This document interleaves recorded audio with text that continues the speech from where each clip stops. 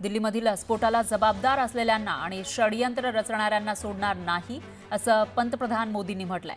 तर दोषींना कठोर शिक्षा देणार असल्याचा इशारा पंतप्रधान मोदींनी भूतानमधून दिलाय। देशातील लाल किल्ला परिसरामध्ये झालेल्या कार स्फोटामध्ये 9 जणांचा मृत्यू झाला।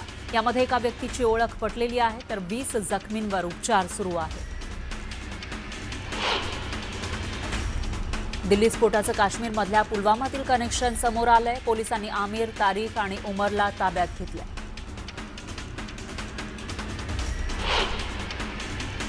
दिल्ली स्फोटात मारला गेलेला आरोपी डॉक्टर उमर असल्याची माहिती समोर आली आहे। उमर हाच स्फोटावेळेस कार चालवत होता अशी माहिती आहे।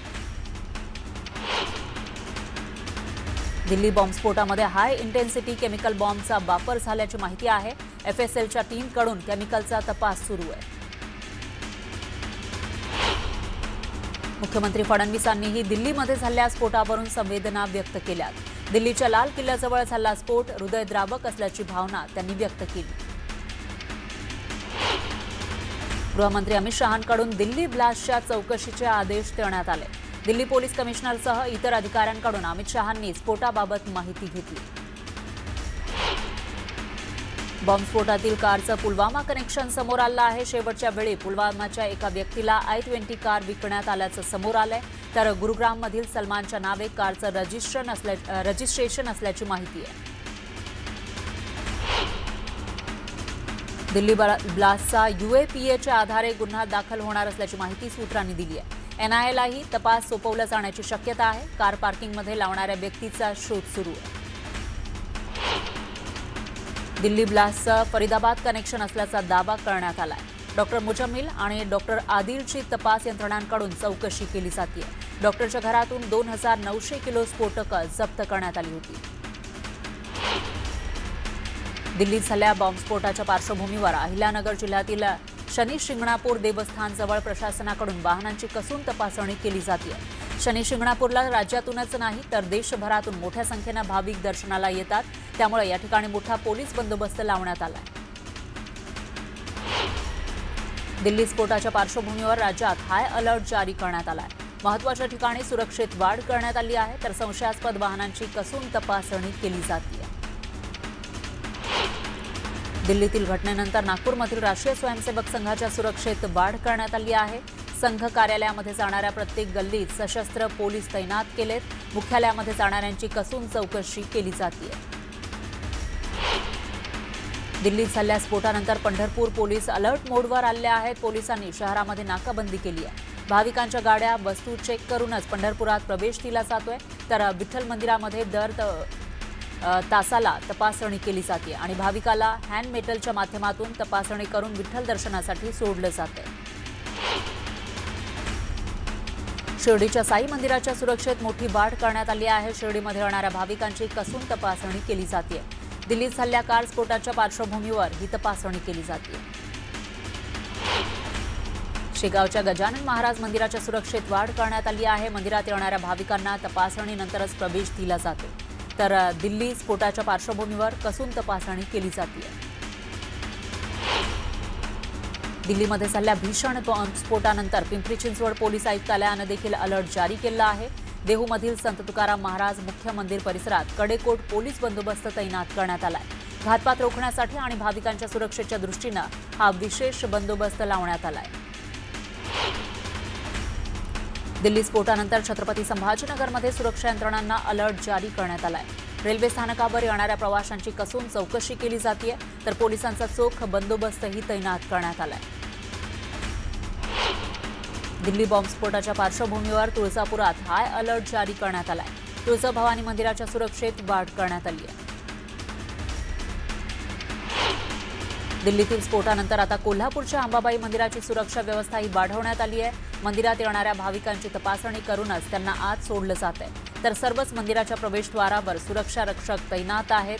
Hand detector, metal detector, X ray scanning करूनच भाविकांना आत सोडलं जात आहे।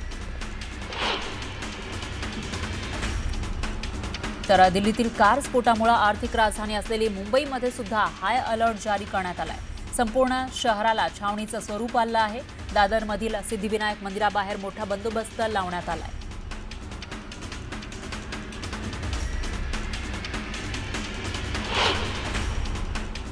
यानंतर एक नजर टाकूया दुपारच्या 100 बातम्यांवर। ठाकरेंच्या शिवसेनेचे नेते उन्मेष पाटलांसह 4 जणांविरोधात फसवणुकीचा गुन्हा दाखल झालाय। देवगिरी नागरी सहकारी बँकेची 5 कोटी 33 लाखांची फसवणूक केल्याच्या आरोपामधून ही कारवाई करण्यात आली आहे। तर बँकेकडे गहाण मशिनरी सुद्धा विकल्याचा आरोप आहे।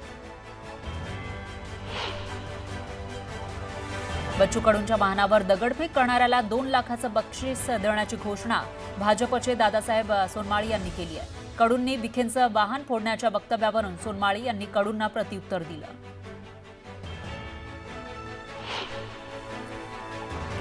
बीडच्या माजल गावात मराठा आंदोलक मनोज रांगेंनी आमदार प्रकाश सोळंके यांची भेट घेतली। यावेळी सोळंके कुटुंबियांनी रांगेंचं स्वागत केलं। दरम्यान रांगे आणि प्रकाश सोळंकेंमध्ये चर्चा झाली। अमरावतीच्या कोंडेश्वरमध्ये विपश्यना केंद्र आणि विद्यार्थ्यांसाठी अभ्यासिकेची निर्मिती केली जाणार आहे। पालकमंत्री बावनकुळे यांच्या हस्ते विपश्यना केंद्राची पायाभरणी करण्यात आली आहे। राज्यातील 29 महानगरपालिकांचे आरक्षण सोडतीला सुरुवात झाली आहे। आज जाहीर होणाऱ्या सोडतीकडे दिग्गज इच्छुक उमेदवारांचं लक्ष लागलंय।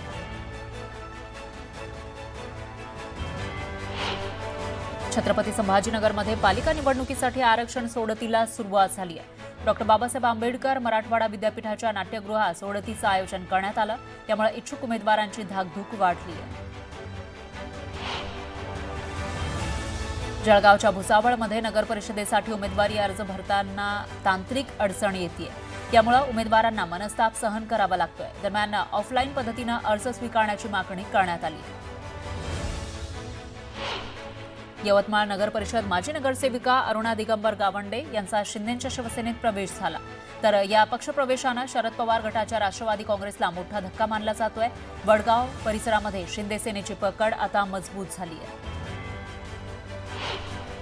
तळेगाव दाभाडेमध्ये भाजप आणि राष्ट्रवादी एकत्रित लढणार आहेत। तर लोणावळा आणि वडगावात स्वबळावर लढण्याचा निर्णय घेण्यात आला आहे।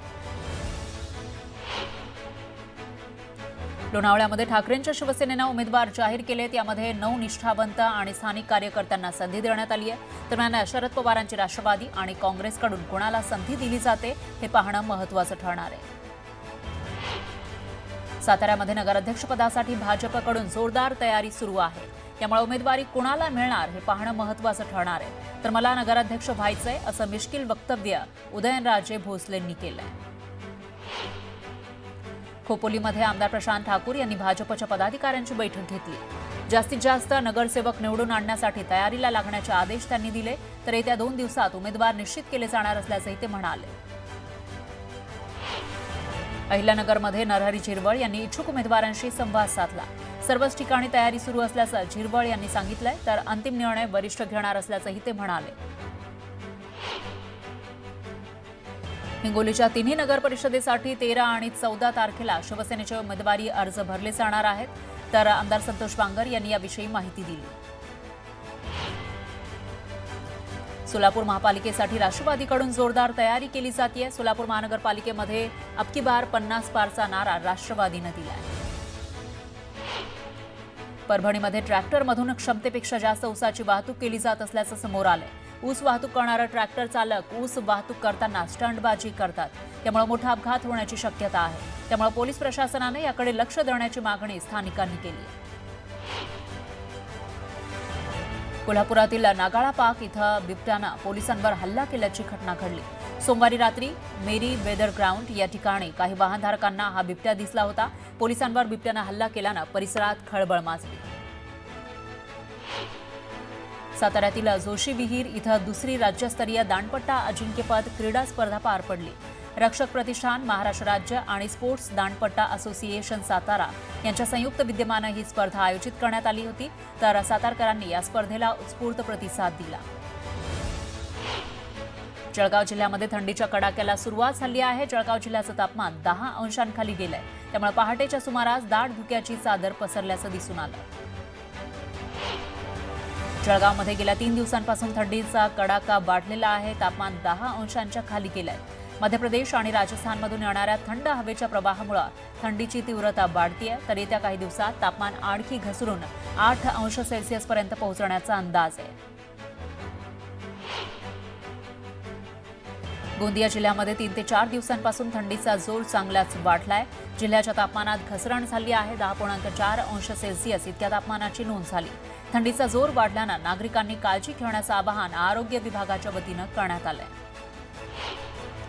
बीडच्या आष्टी तालुक्यातील सावतानगर भागामध्ये बाळू माफियांनी धुडगूस घातला। बाळू माफियांनी शेतकऱ्याच्या घरावर हल्ला केला। 4 चाकी गाडीची तोडफोड सुद्धा केली। या प्रकरणी 7 आरोपींविरोधात गुन्हा दाखल करण्यात आला।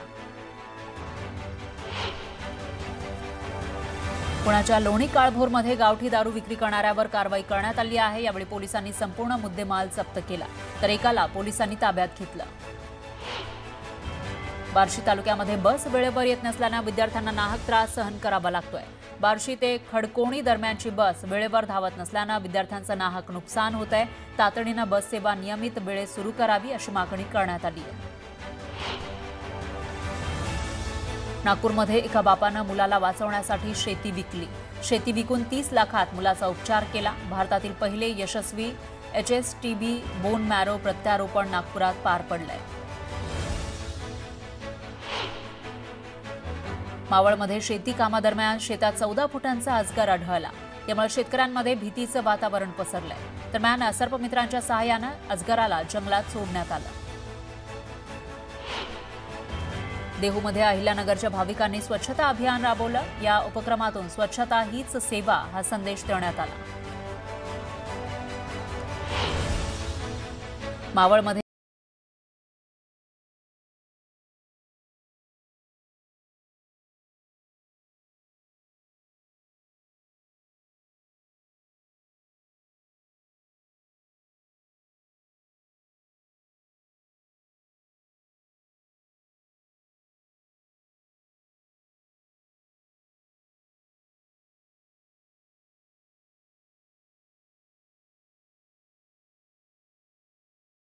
श्री संत ज्ञानेश्वर माऊलींच्या समाधी सोहळ्यासाठी ही दिंडी निघाली।